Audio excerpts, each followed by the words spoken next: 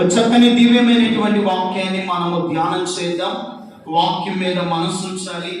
బహు జాగ్రత్తగా దేవుని వాక్యాన్ని మనము వినాలి.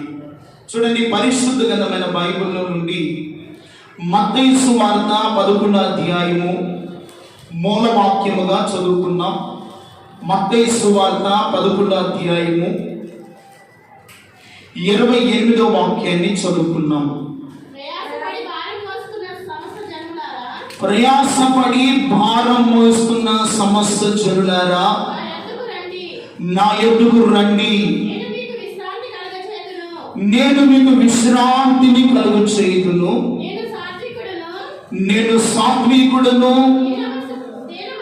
దీన మనస్సు గలవాడును గనుక మీ మీద నా కాడి ఎత్తుకొని నా యొద్ద నేర్చుకొనుడి, అప్పుడు మీ ప్రాణములకు విశ్రాంతి దొరుకును. దేవుని స్తోత్రం చెప్పండి. హల్లెలూయా. ఒక చిన్న ప్రార్థన చేసుకున్నాం. దేవుడు మనతో ముచ్చటించి మాట్లాడినట్లుగా ప్రార్థన. కృపగలిగిన దేవా, చదివిన వాక్య భాగాన్ని దీవించి మాతో మీరు మాట్లాడండి.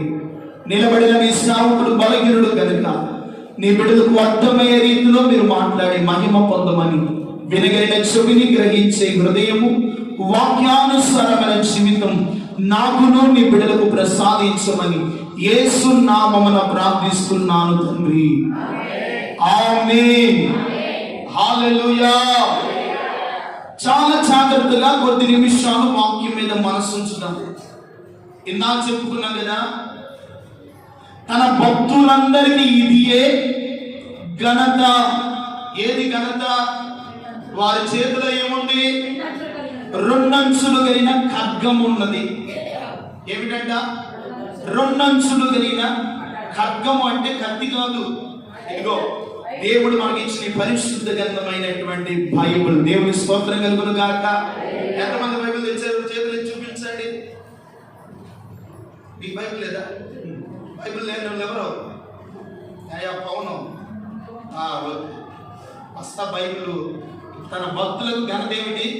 దేవుని వాక్యం. బైబిల్ పట్టుకొని వస్తూ ఉంటే దేవుడు మనకు ఘనతనిస్తారు. అమ్మో, క్రైస్తవులు అట్టుకుంటా, దేవుని మందిరానికి వెళ్తున్నారు అట్టుకుంటా, అమ్మో వాళ్ళతో చాలా జాగ్రత్తగా ఉన్నారని నిన్ను బట్టి ఒక అన్యుడు కూడా భయపడగలుగుతారు.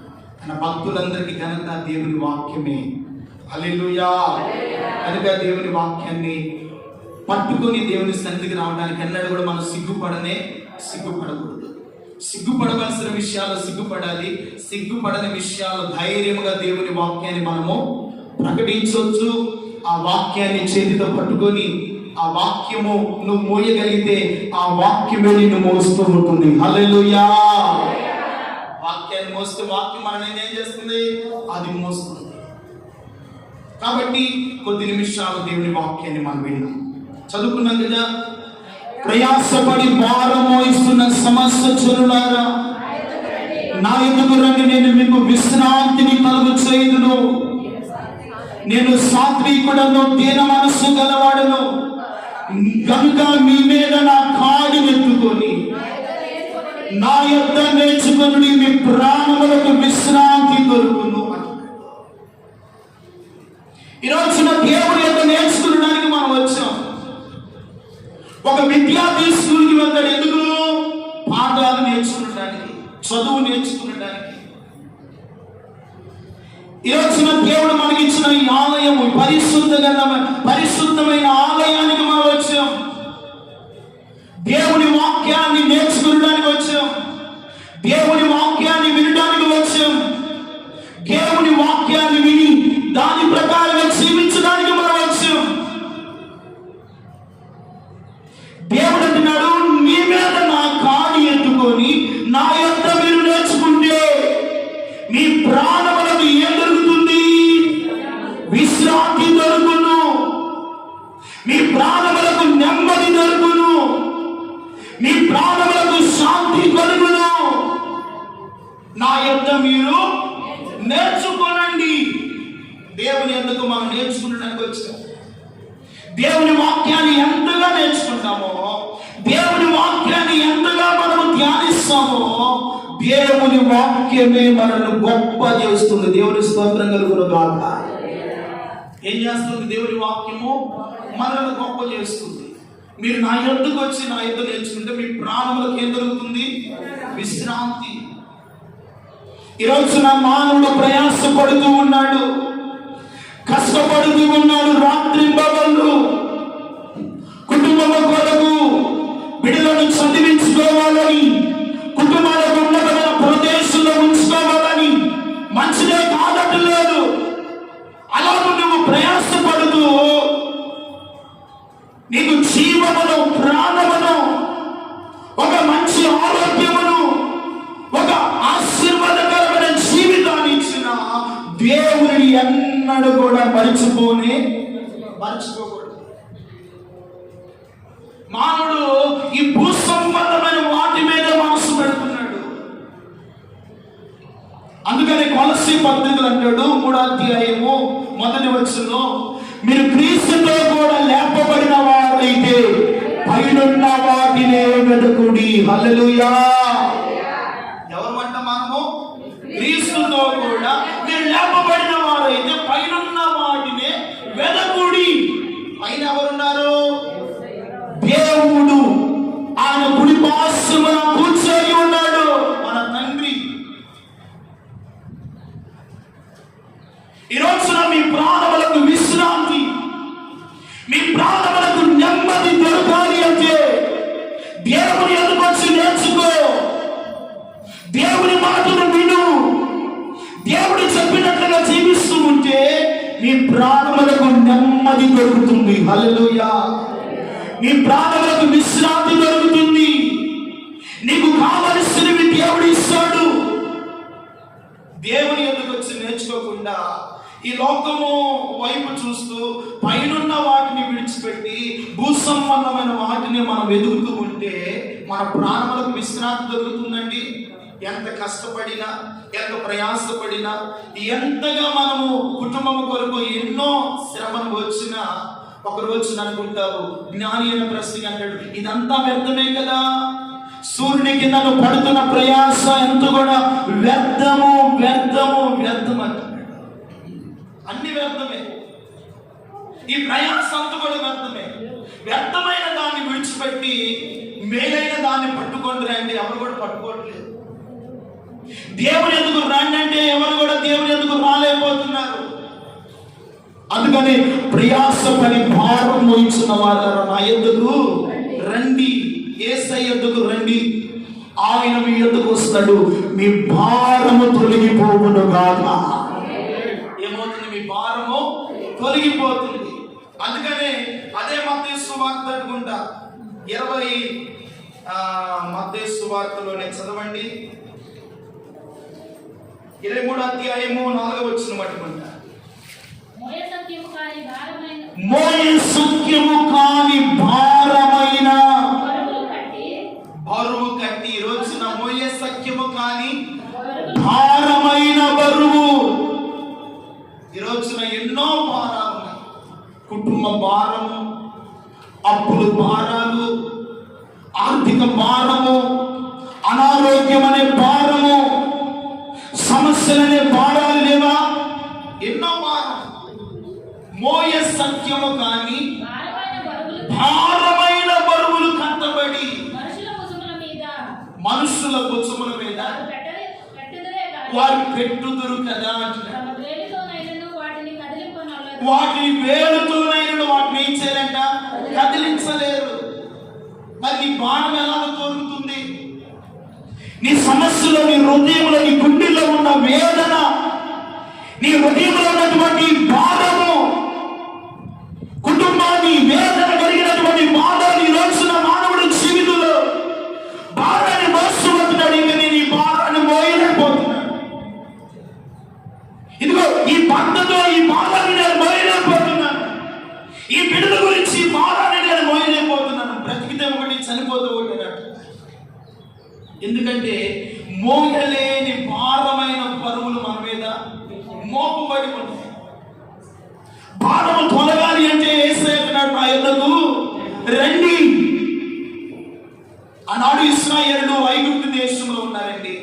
వారి మీద వినుపైనటువంటి వారు మోయ సఖ్యము కాని బరువైన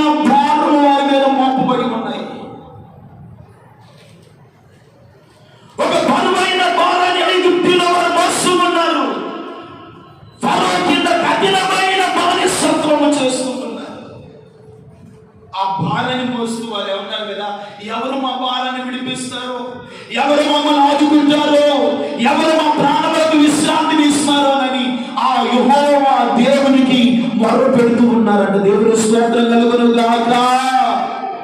ఏం చేస్తారంట? యెహోవాకు మొర్ర పెడుతూ ఉన్నాడు.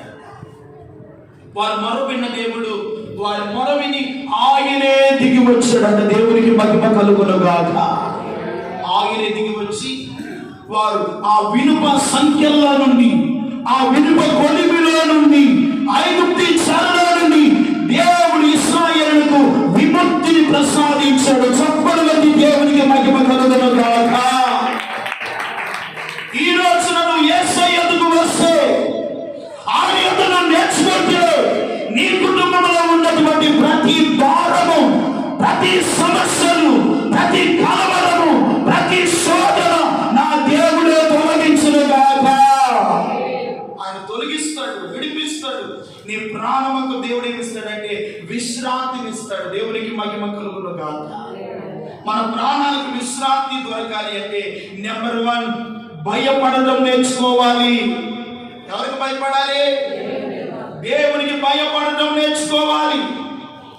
ఇశ్రాయేలుకు చెప్పాడు, నాకు భయపడి నా కట్టడలను, నా విధులను మీరు అనుసరిస్తే నేను ఉంచబడు శ్రేష్టమైన మంచి దేశమందు మిమ్మల్ని నేను స్థిరపరుస్తాను అని దేవుడు చెప్పాడు. వారు రాగానే దేవుడు వారికి మంచి దేశాన్ని ఇవ్వలేదు. దేవుడు వారితో చెప్పాడు, నా కట్టడలను, నా విధులను గైకుంటే మీ కొరకు నేను సిద్ధపరచబడిన మంచి దేశమందు నేను మిమ్మల్ని నివసింపజేస్తాను. ఇంతకాలం మీరు కలవరాలతో ఉన్నారు, భయపడుతూ ఉన్నారు, శ్రమలను సంఖ్యలో వచ్చి ఉన్నారు. నేను మిమ్మల్ని బయటకు తీసుకుని వచ్చాను. నాకు భయపడడం మీరు నేర్చుకుంటే కాదు తేరలు ప్రవహించు దేశమందు మిమ్మల్ని, మీ బిడ్డలను నేను విస్తరింపజేస్తాను. హల్లెలూయా.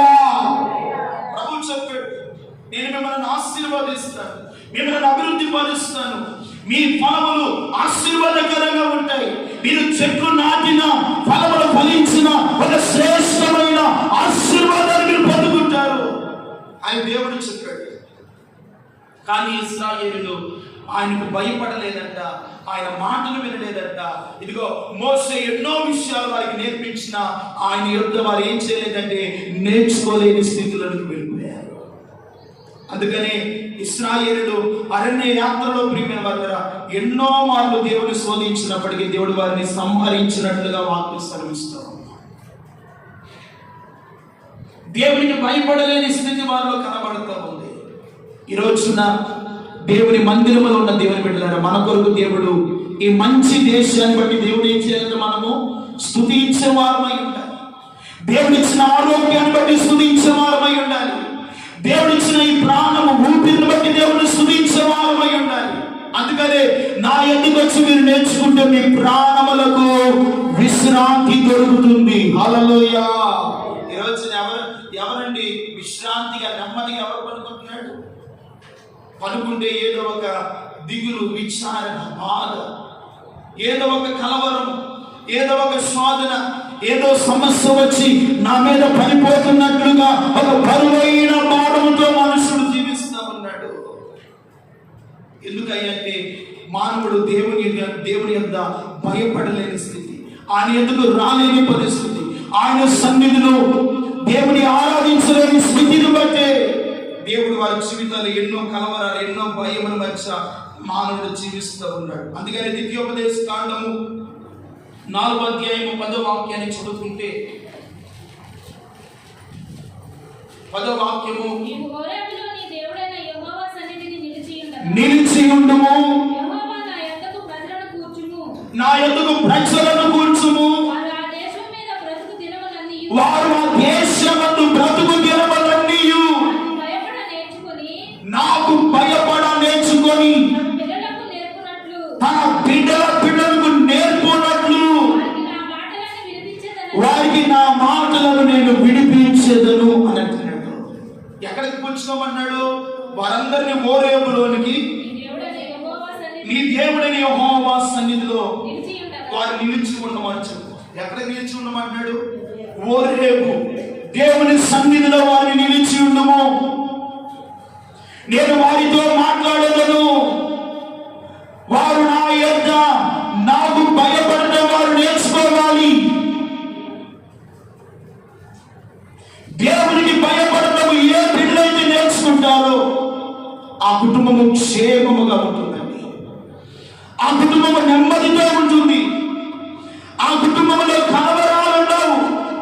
ఆ కుటుంబంలో కన్నీరు ఉండదు. ఆ కుటుంబంలో బరువైన భారాలు ఉండవు. ఎందుకంటే వారు దేవునికి భయపడుతూ వారు కనుక, భయపడు వారికి దేవుడికి తోడుగా ఉంటాడు. దేవుని స్తోత్రం కలుగునగాక. దేవుడు అంటే భయపడు వారికి దేవుడు తోడుగా ఉంటాడు. దేవుడు అంటే భయపడిన వారికి, వాక్యం అంటే భయపడిన వారికి, దేవుని సన్నిధి అంటే భయం లేని వారికి దేవుడు అన్నాడు కూడా తోడుగా ఉన్నాడు కదా. వారికి ఏ మేలు కూడా దేవుడు చేయనే చేయదు. ఒకవేళ మందిరానికి వచ్చిన, వాక్యాన్ని వినిన, దేవునికి కాల్పించిన, దేవునికి మాత్రం భయపడకపోతే, దేవునికి మాత్రము భయపడకపోతే వచ్చి వెళ్ళినా కూడా ప్రయోజనం అనేది లేకుండానే పోతుంది. ఓరేపులో వారిని నిలబెట్టిన సన్నిధిలో వారు నాకు భయపడడం నేర్చుకోమని చెప్పు.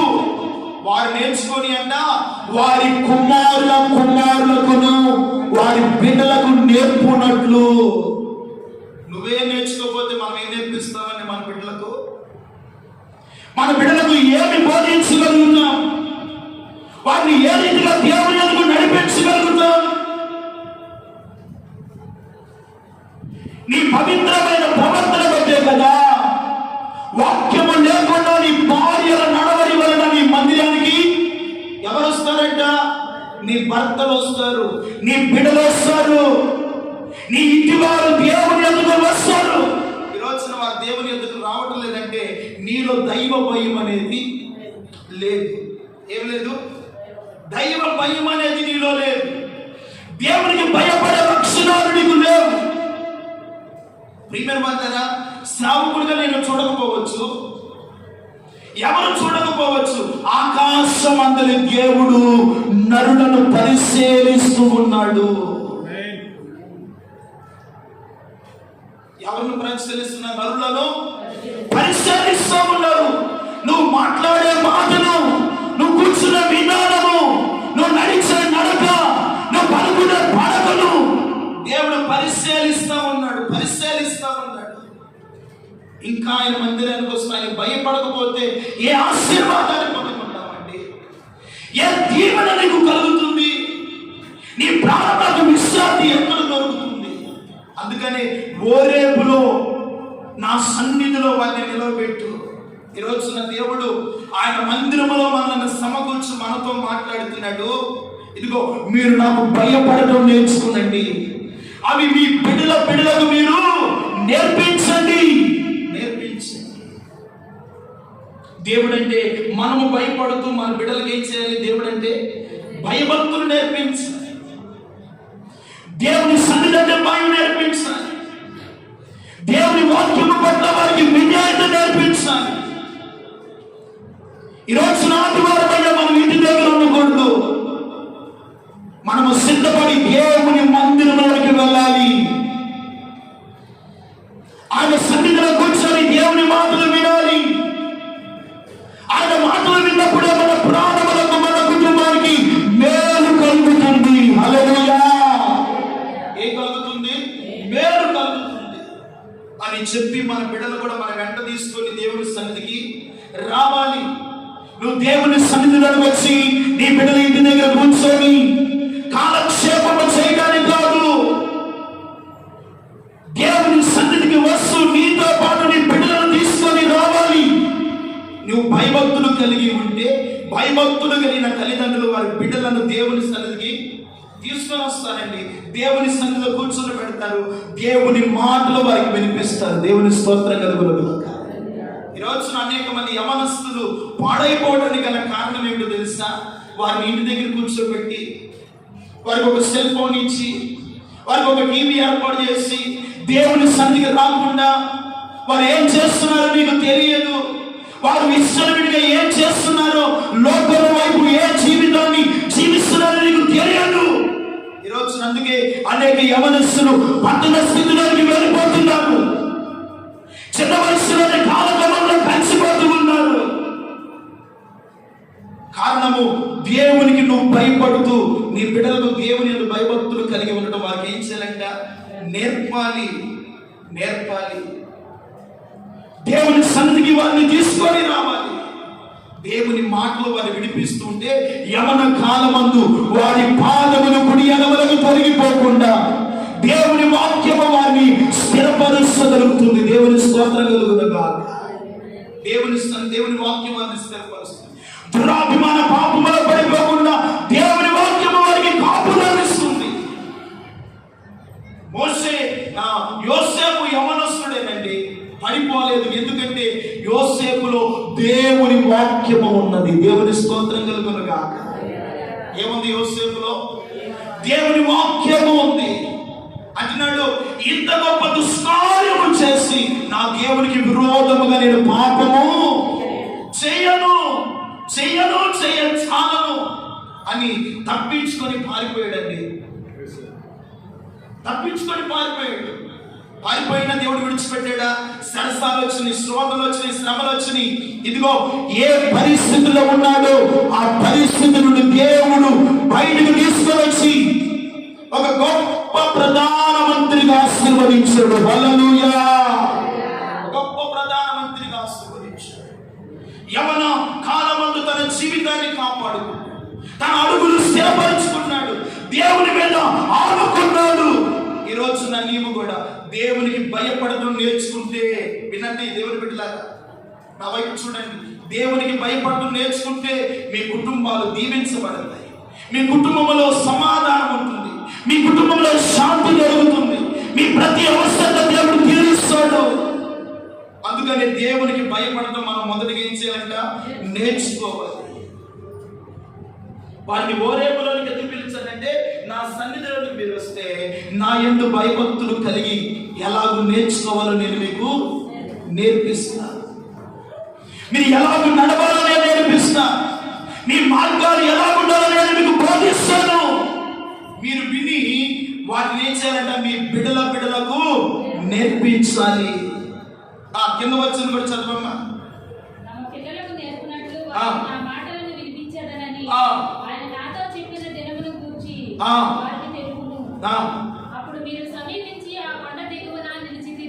అప్పుడు మీరు సమీపించి ఆ కొండ దిగువన నిలిచిరి. చీకటియు మేఘము గాఢాంధకారము కమ్మి ఉండగా ఆ కొండ ఆకాశము వరకు అగ్నితో మండుచుండగా ఆ యెహోవా ఆ అగ్ని మధ్యలో నుండి మీతో మాట్లాడెను. దేవునికి మహిమ కలుగును గాక.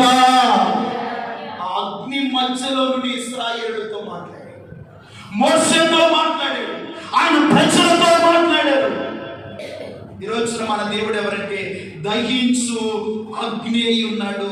ఎవరంటే ఆయన 23వ వచనం అనుకుంటా, చదవండి. నీ దేవుడైన యెహోవా దహించు అగ్నియు రోషము గల దేవుడై ఉన్నాడు. ఎవరంట మన దేవుడు? రోషము కలిగిన దేవుడు. ఆయన బిడ్డలకు ఉన్నటువంటి రోషము భక్తిలో మనకి ఉండాలి. దేవుని స్తోత్రం కలుగును గాక. ఒక వైరాగ్యము కలిగిన రోషం ఉండాలి. భక్తి అంటే భయము కలిగిన వాడు దేవునికి లోబడతాడు, దేవుని వాక్యానుసారంగా జీవిస్తాడు, దేవుడిచ్చే ప్రతి ఆశీర్వాదాన్ని పొందుకుంటాడు. ఒకవేళ దేవుడికి భయపడక, ఆయన మాటలు వినక, ఆయన సన్నిధిని నిర్లక్ష్యము చేస్తే నీ దేవుడైన యెహోవా దహించు. ఎవరినైనా దహిస్తాడు ఆయన. కనుక ఆయనకు భయపడుతూ మనం ఏం చేయాలంట? నేర్చుకోవాలి. నా ఎందుకు వచ్చి మీరు నేర్చుకుంటే మీ ప్రాణంలోకి విశ్రాంతి దొరుకుతుంది. నా ఎందుకు వచ్చి మీరు నేర్చుకుంటే నా ఎందరి భయభక్తులు ఏమిటో నేను మీకు నేర్పించదను. దేవుని స్తోత్రం కలుగును. రెండవదిగా ఆయన సన్నిధిలో మనం ఎలా ఎలాగో నడుచుకోవాలో ప్రభు నేర్చుకొనిస్తున్నాడు. అదే ద్వితీయోపదేశ కాండము 17వ అధ్యాయము 21వ వచనం 2వ లైన్ చదువుకున్నాం.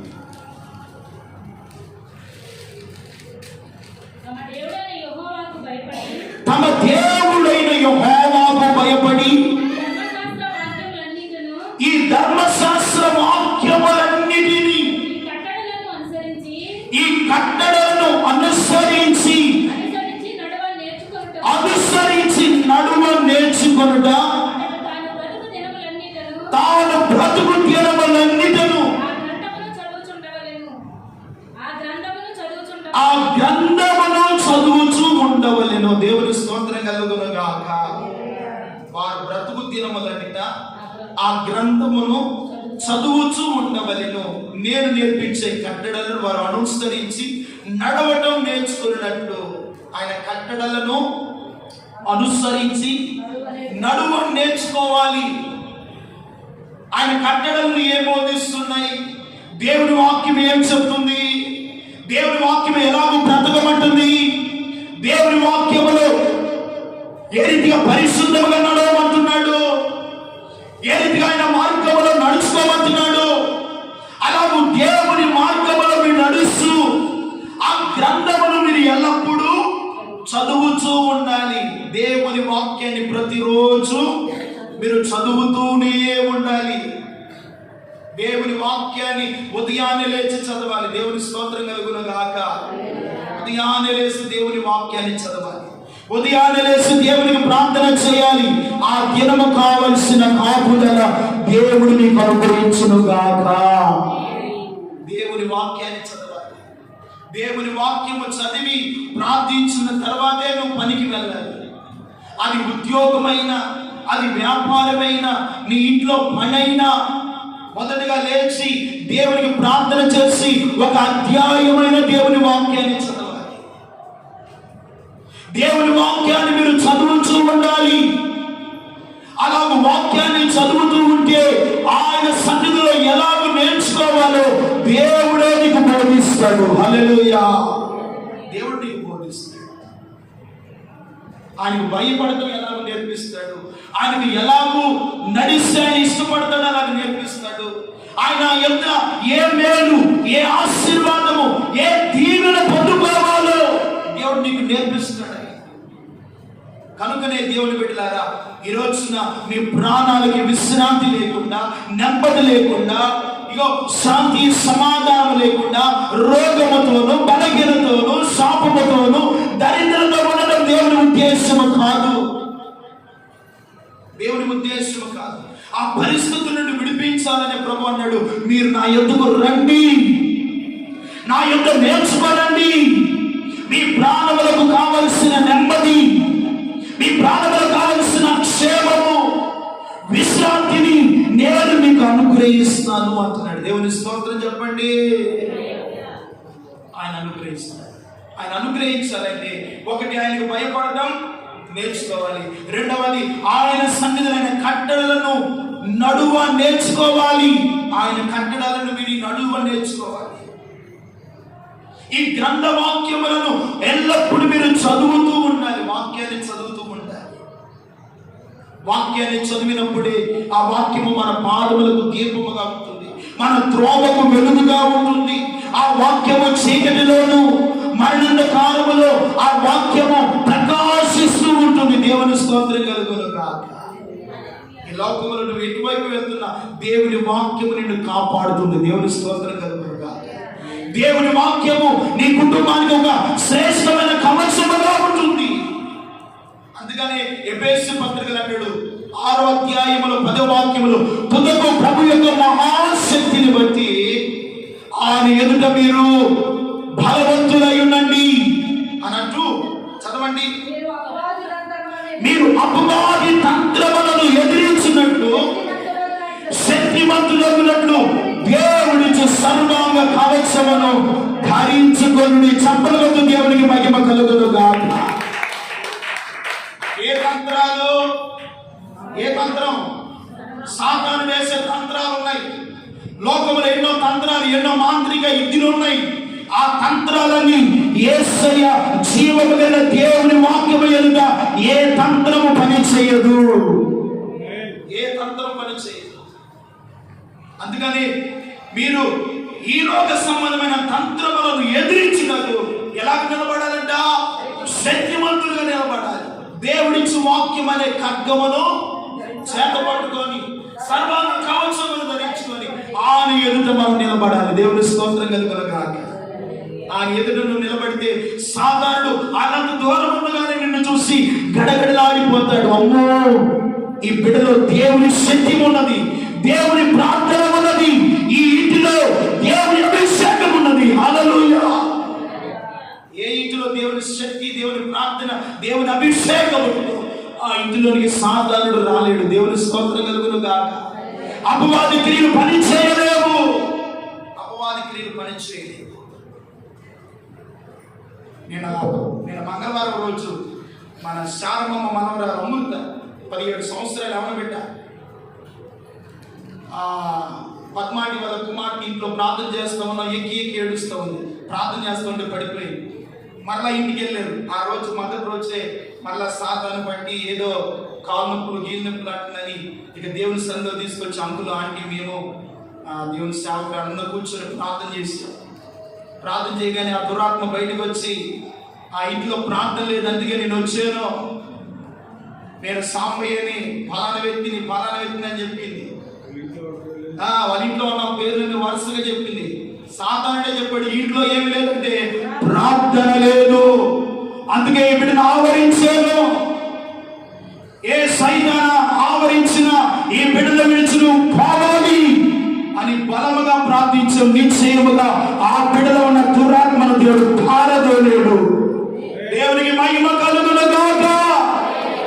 దేవుని శక్తి మనలో ఉంటే ఏ శక్తి అయినా మనకు చెప్పిందండి. ఏ బలమైన కార్యాలైన దేవుని సన్నిధిలో మనం పొందుకోగలుగుతాం. అందుకని దేవుని వాక్యం అనే సర్వాంగ కవచమును మీరు ధరించుకోనండి. నా యొద్ద మీరు నేర్చుకోనండి. అప్పుడు మీ ప్రాణంలో ఏం జరుగుతుంది అంట? విశ్రాంతి దొరుకుతుంది, నెమ్మది దొరుకుతుంది, ఒక ఆశీర్వాదకరమైన ఆనందాన్ని కుటుంబాన్ని ప్రభు నడిపిస్తాడు. నేను చెప్తున్నానుగా, ఏ ఇంటిలో ప్రార్థన ఉండదో, వాక్యం ఉండదో, ఆత్మ దేవుని స్తుతి ఉండదో ఆ ఇంట్లో దురాత్ముడు వస్తాడు, సాతానుడు ప్రవేశిస్తాడు, రోగం ప్రవేశించింది.